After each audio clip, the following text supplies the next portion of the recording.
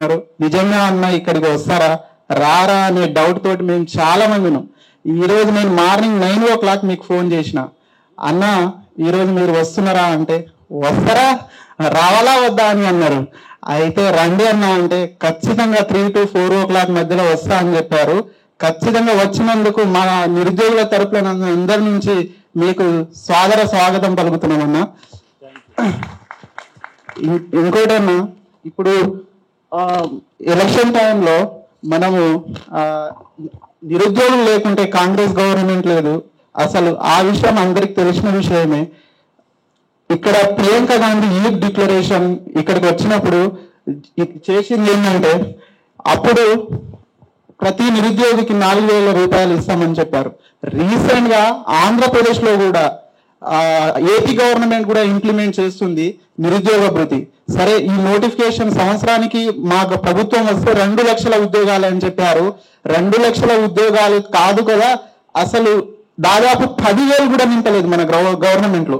పాత BRS government notification కలిపే 60,000 అయిందని సీఎం ప్రతి సభలో చెప్తున్నారు, కానీ కరెక్ట్ గా చెప్పాలంటే 10,000 నోటిఫికేషన్ కూడా రాలేదు. ఎందుకంటే ఈ గవర్నమెంట్ వచ్చి 18 నెలలు కావస్తుంది, దాదాపు 2.5 years వస్తే రేపు లోకల్ బాడీ ఎలక్షన్స్ పోతే జడ్పీటీసీ అంటారు, మున్సిపల్ ఎలక్షన్స్ అంటారు, ఇట్లే 3 సంవత్సరాలు పూర్తయితే తప్ప గవర్నమెంట్ నుంచి వచ్చిన నోటిఫికేషన్లు మాత్రం 10,000 కంటే మించింది లేదు. అదే పాత గవర్నమెంట్ బీఆర్ఎస్ ఉన్నప్పుడు వేసిన నోటిఫికేషన్లే ఆ నోటిఫికేషన్ నింపి 60,000 అంటారు తప్ప 60,000 ఎక్కడ లేదు. సీఎం గారు ప్రతి సభలో అంటున్నారు 60,000 నింపినాము, 60,000 నింపినాం అంటే ఒకటి శ్వేతపత్రం విడుదల చేయండి. దేని మీద? ఈ నోటిఫికేషన్లు మీరు 60,000 నింపారని చెప్తున్నారు కదా, శ్వేతపత్రం రిలీజ్ చేయండి. ఏ డేట్ కి ఇచ్చారు నోటిఫికేషన్, ఏ జీవో ద్వారా ఇచ్చారు, క్లియర్ కట్ గా సమాజాన్ని ప్రజలందరికీ తెలుస్తుంది కదా. అసలు 60,000 ఇయ్యలేదు, అది పచ్చి అబద్ధము, నిరుద్యోగులను మోసం చేయడం తప్ప ఇంకొకటి కాదని నేను ఈ సభ ద్వారా మీకు తెలియజేస్తున్నా.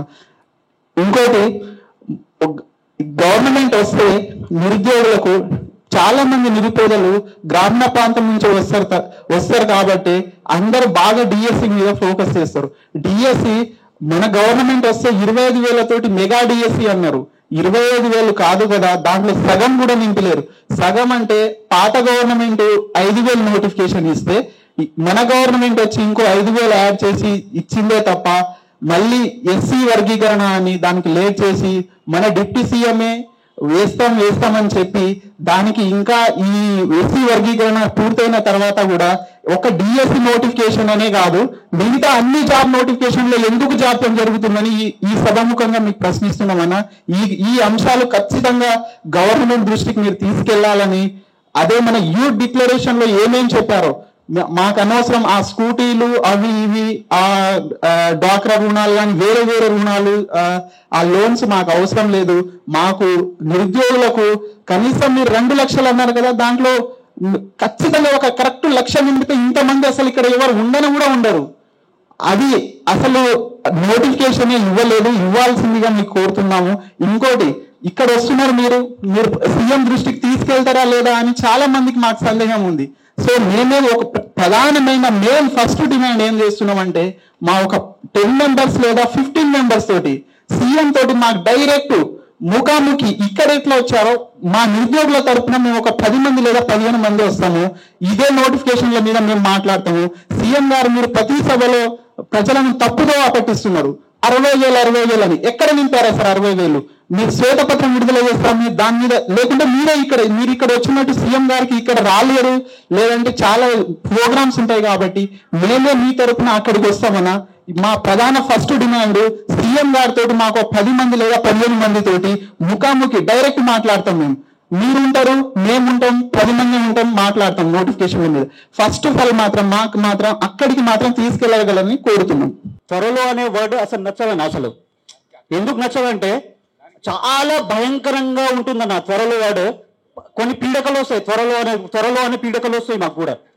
ఎందుకంటే త్వరలో వల్ల ఇంతకుముందు బీఆర్ఎస్ గవర్నమెంట్ లో 10 సంవత్సరాల్లో త్వరలో వల్ల మా జీవితాలు ఎంత నాశనం అయినాయో అందరికి తెలిసిన విషయమే. ఎందుకంటే త్వరలో ఏంటంటే అన్న కొన్ని నోటిఫికేషన్ వస్తాయి త్వరలో.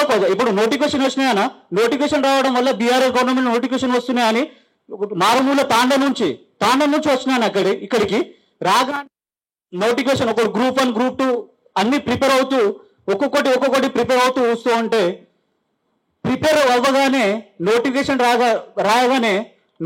రాగానే కేసులు పడ్డం, లేకపోతే ఏదో రకంగా అది కోర్టులో వెళ్ళిపోవడం, లేకపోతే పేపర్ లీక్ కావడం, అది అలా జరుగుతూ ఉండిపోయిందన్న.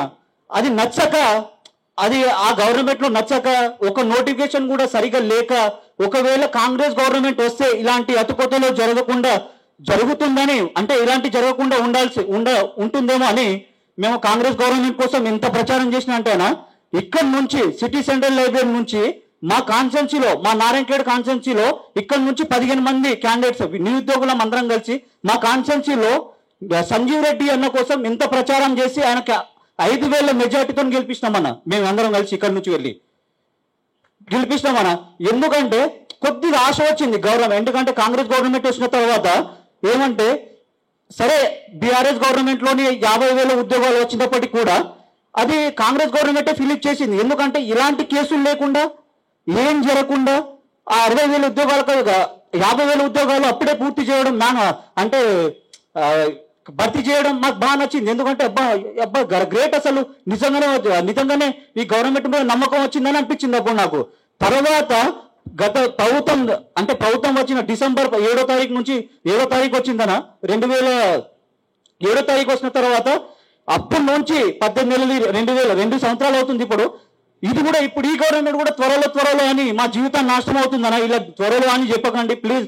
ఏదో ఒక నోటిఫికేషన్ జీపీఓ అయినా, లేకపోతే జేఓ అయినా, జూనియర్ అకౌంటింగ్ ఆఫీసర్ అయినా, జీపీఓ అయినా ఏదో ఒకటి ఏంటన్నా.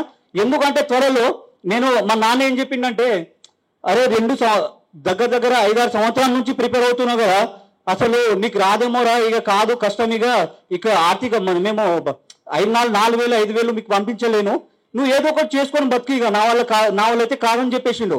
నేనేం చేసినా తెలుసా, ఇక ఈ గవర్నమెంట్ మీద నమ్మకం పోయింది, ఇక త్వరలో అంటారు, ఇక రాదు, ఇక నోటిఫికేషన్ రాదు, ఏం కాదు, ఇక అసలు ఏం అవ్వదని నా ఏంటంటే రెజ్యూమ్ పట్టుకున్నానా హైదరాబాద్ మొత్తం తిరిగితే అక్కడ పోతే మా పరిస్థితి ఎట్లా తెలుసా అన్న. అసలు ఒక్కొక్కటి ఇన్ని రోజులు ఏం చేసినావు, ఏం చదువుకున్నావు, ఇన్ని రోజులు ఏమైనా ఎక్స్పీరియన్స్ ఉందా అని అడుగుతారు.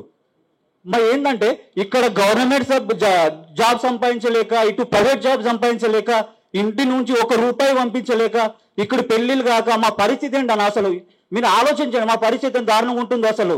1 రూపాయి ఇన్ని రోజులు, అరే మీకు ఏజ్ వచ్చింది కదా, ఇన్ని రోజులు పోషించినాము, ఇప్పుడు పోషించలేము రా భయ్, ఏదో ఒకటి చేసుకొని బతుకు అంటారు ఇంట్లో. ఏదైనా సరే, మా నిరుద్యోగ భృతి అయినా సరే, జీపీ అయినా సరే, ఖచ్చితంగా నోటిఫికేషన్ ఏంటన్నా. లేకుంటే బీఆర్ఎస్ గవర్నమెంట్ ని దింపడానికి ఎంత ప్రయత్నం చేసినానో ఈ గవర్నమెంట్ దింపడానికి ఏ మాత్రం ఆలోచించడానా. ఖచ్చితంగా ఈ గవర్నమెంట్ ని దింపడానికి ప్రయత్నిస్తారు. నోటిఫికేషన్ ఇవ్వకపోతే ఖచ్చితంగా మీరే ఆలోచించి, ఇప్పుడు స్థానిక ఎలక్షన్, లోకల్ బాడీ ఎలక్షన్లు వస్తున్నాయి కదా అన్న, నోటిఫికేషన్ ఖచ్చితంగా వదిలేసి వెళ్తేనే మీకు ఎంతో కొంత ఉపయోగం ఉంటుంది. లేకుంటే మాత్రం మీ గవర్నమెంట్ లో స్థానిక ఎలక్షన్ లో ఓడిపోవడానికి సిద్ధంగా ఉండుండనా. లేకుంటే మేమైతే ఇక్కడ నుంచి నిరుద్యోగులు అందరం కలిసి ఎలాగైతే బీఆర్ఎస్ గవర్నమెంట్ ని ఓడగొట్టినామో మీ గవర్నమెంట్ ఓడగొట్టడానికి, తీసుకొచ్చిన గవర్నమెంట్ ని కూడా ఓడగొట్టడానికి సిద్ధంగా ఉన్నామన్నా, అంతే.